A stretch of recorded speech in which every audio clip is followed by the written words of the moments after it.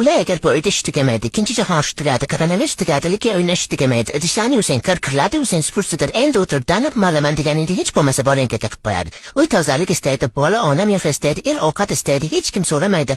Bu xotin nima istaydi deb sizga aytsam deganlar bu hol va asabizda eng kulminatsion nuqtasi evingiz nima chachading, o'tirasan-ku deganda bo'ladi. Shu paytda miyangizda nimadir portlaydi. Zamon ko'tarsish ushbugi bilan sasam deb xayol qilasiz. Onalarga hatto kasal bo'lish ham mumkin emas. Axir sizda qildi joningiz bor-bor test maqsad darrov nima yozishga tushadi. Datimiz bir bo'lsa chetdagi yurakchani qiynamasdan bosib tiginingizga tez samolyotchani tushirib qo'ying. Kommentlarda datingizni to'ston qilib o'tirmang. Babibsan hech kim eshitmaydi. Ular 2 bolali bo'lsa onalik rejimiga o'tadi. 3-bolada zombi holatiga. 4ta bolali bo'lsa yashab yurishni o'zi mo'jiza. Bolali onalar kunda faqat bir marta hojatxonaga bemalol kira oladi. U ham eshikni orqasidan mahkam ushlab turgan holatda. Ko'p bolali onaga qachon oxirgi marta dam olgansiz desangiz, pasportini chiqarib bolasi tug'ilgan sanani ko'rsatadi. Ko'p bolali onalar bir dona tana, 8ta quloq, 9ta qo'l va uzib tashlangan nerv tolalari bilan yashaydigan super organizm. Ko'p bolali ayolning bir haftada kamida 2 marta hammadan qochib ketaman degan rejasi bo'ladi.